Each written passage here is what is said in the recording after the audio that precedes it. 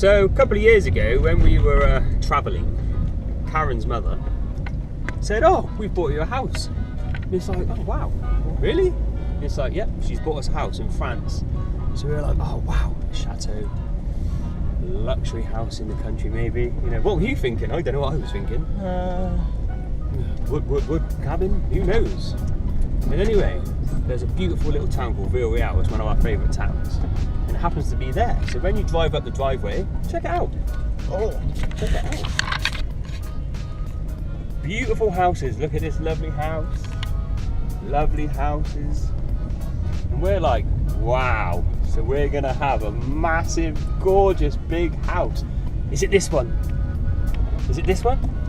No? Ah! Oh, is it this one? It's gotta be that one. Look how nice that is. No? No? Okay, we keep going, yeah? Ah, that dainty little house. What do you reckon, Kaz? No? Oh, it's gotta be this one. No? Okay, there's not many houses left now. Oh, it's this one! No. Oh, look, no, we're still going. It's not this derelict house at the end of the... Oh. This house! She bought us a wreck! So Karen's mum kindly bought us the shittest house on the estate. But this is a positive thing, because I'm a builder. And Karen has experience in doing this as well, funnily enough. So we have got a fixer-upper to fix up, so... Excellent. Let's go for the tour. So we come here the other week to make a start.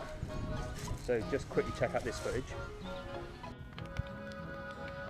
Okay, so we need to take control of this overgrown garden. So we're going to start cutting it all back. It's a lovely mature garden, so we're obviously going to keep these gorgeous big trees. We'll keep these trees, but oh, hello. That's going. We think that's going to go. And there's another one behind it, so we'll get sorted with that. And now we've come back, so that's the first tree we've cut down. We've started clearing a bit of it. We're going to have a look at the outbuildings in a moment, but first of all, let's go check out the house. Karen, do the grand tour. I lead you in. So first of all, we have the lovely luxury add-on. Porch, yes, entrance hall. So this was when it was last lived in, 2013, so 4 years, is that 4 years? Is that the maths?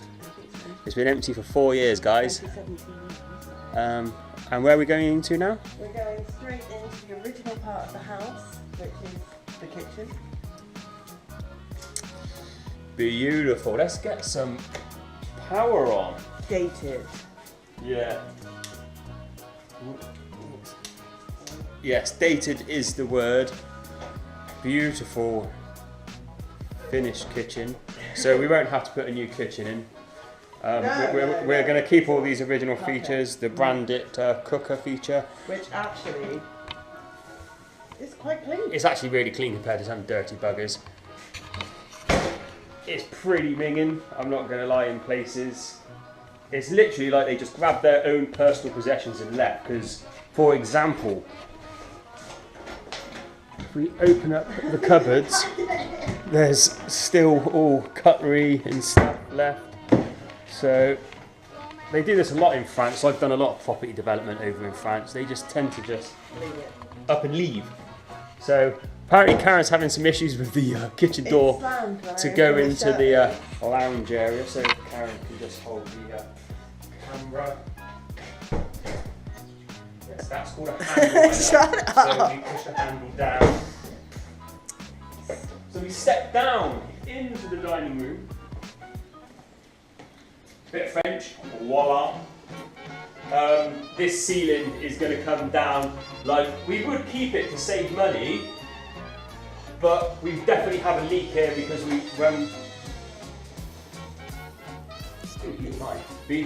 know we've got a leak here, so we want to rip all this down, check it, make sure there's no rotted beams or anything.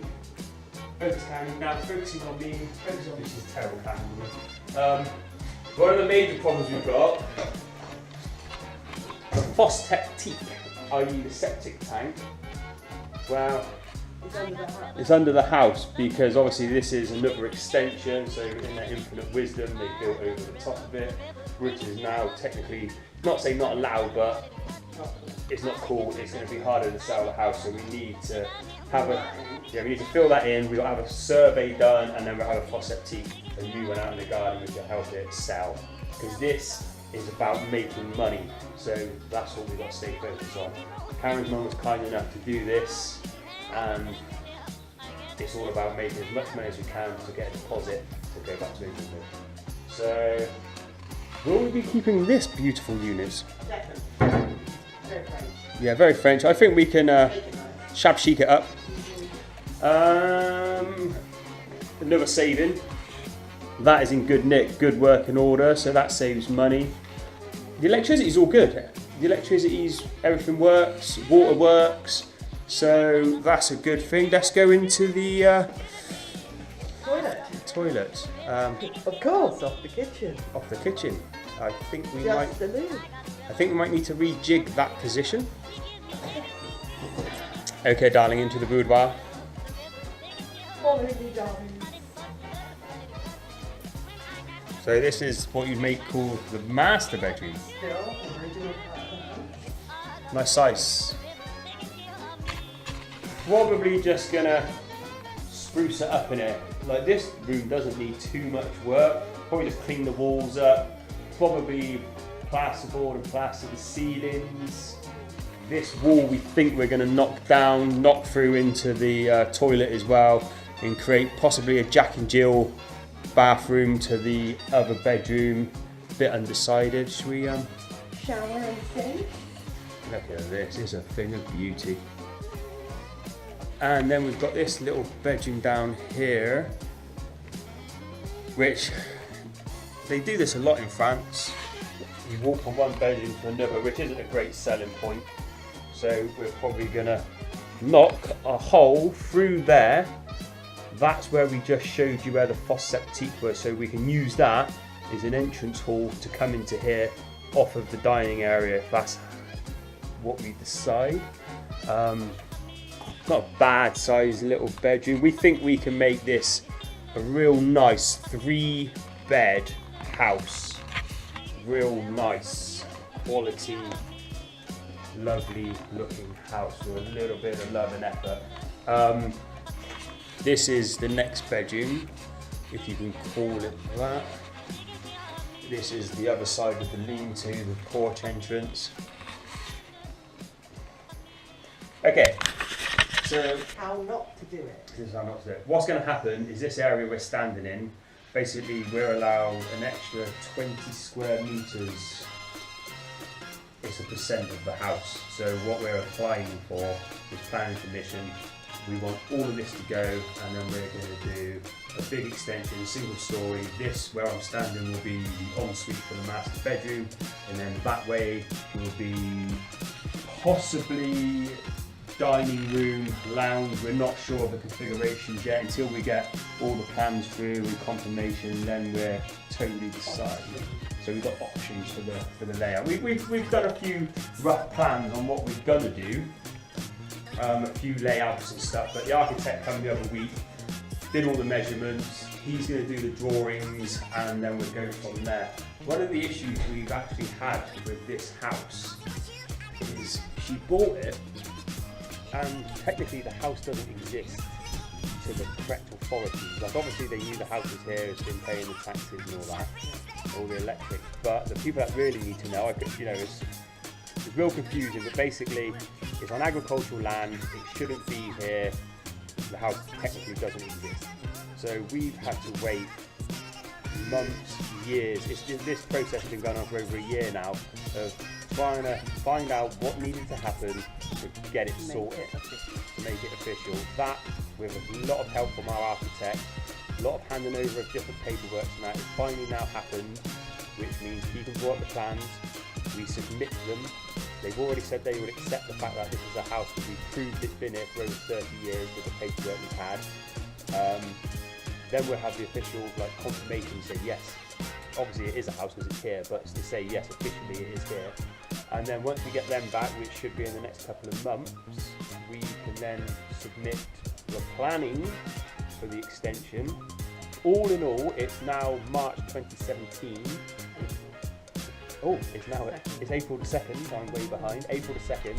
Hopefully by June, we should have all the planning sorted, which is brilliant, and then we can get cracking. So, what we're going to do for now is, because it gets extremely hot over here in the summers, like really like 30, 40 degree hot, we're going to concentrate on sorting out the outside works on the dry days for now. So for the next couple of months, we're going to be out here sorting the garden out, cutting all this back, making it all look nice.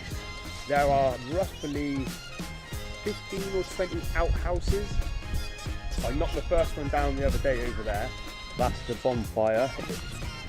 There's one there, there's one there. We've got all of these. It is rammed full of junk.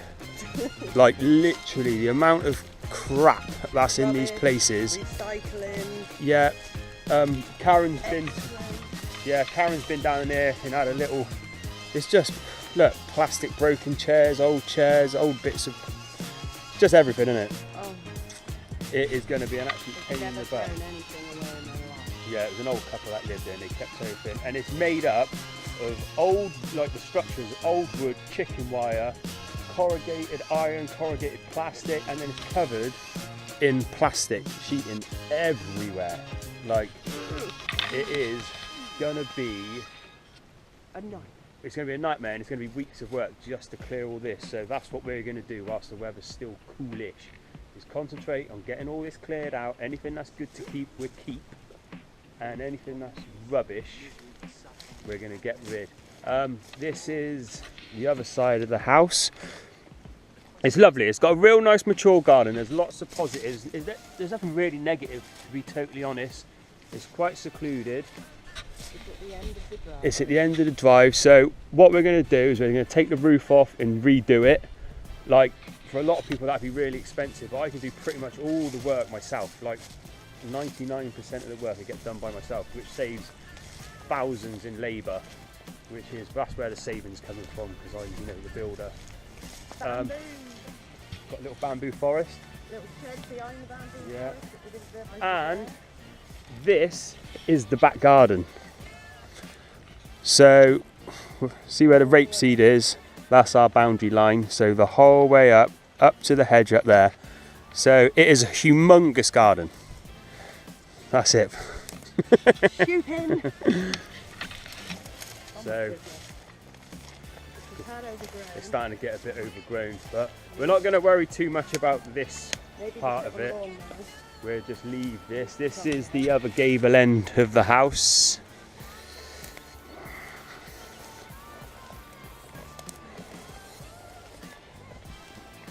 Great garden. And this is where we're on about doing the extension. So we think what's going to happen is we're going to extend the height of the building up and then change the pitch of the roof so we can fit the extension in, because there's obviously rules about certain pitches and stuff. They don't really do flat roof systems over here. It's the whole bureaucracy. We've got to make sure we do this properly so we can sell the house easily. So we've got to sort of follow it to the letter. So basically when we apply, we'll get them to tell us what to do, not tell them what we want to do, because if not, we just put a flat roof in, because that's the quickest, simplest, easiest thing to do. But we've got to play by their rules. So we're gonna just crack on. We will be calling this old French house the series. So what we're going to do is every time we come down here, we'll do some filming, show you how it is. We'll probably do each room where I just spin it around and show you the progress as we go, because with a project like this, it takes forever, and it's going to be bit by bit, slowly, because I'm going to be doing most of the work on my own, with the odd bit of painting and clearing out by Karen. So yeah, watch this space. What I'm going to do is going to go around to where the buildings are, all the outhouses, show you that, and then we're going to start work on that. So that'll be the first part of our This Old French House, the series starring Mr. Perry and Miss Allnut. Could be Mrs. Perry if you wanted to be. Mange too, Rodney, mange too. Au revoir. Okay, outhouses. Let's get going, eh? Okay, that's most of the second tree down now. I'm going to bring a chainsaw at a later date to do the thicker branches, because why waste my effort when we can use tools? Right, this extension, doghouse, storage room, is coming down.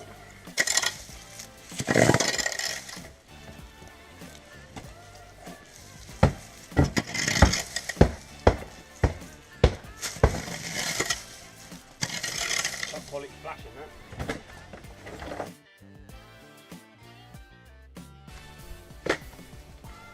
Not sure why they put that on there. Obviously didn't want the dogs to get cold in winter.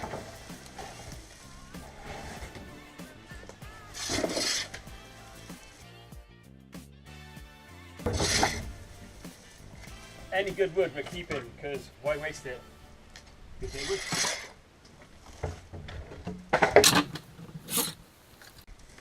I can see a pattern emerging. Drywall.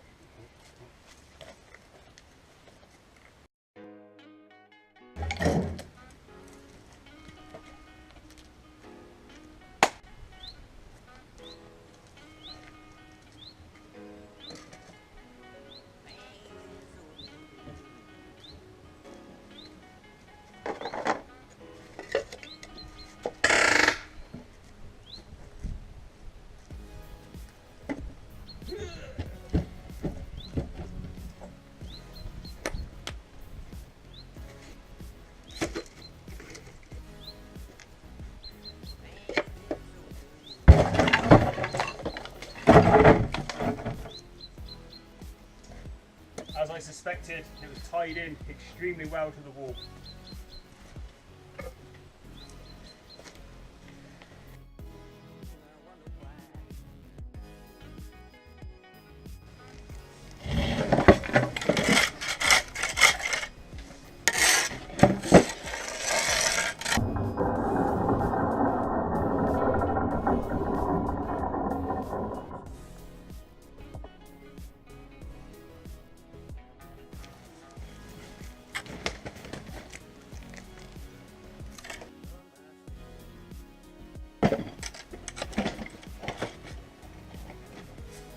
I think one of our favourite words is going to be voila.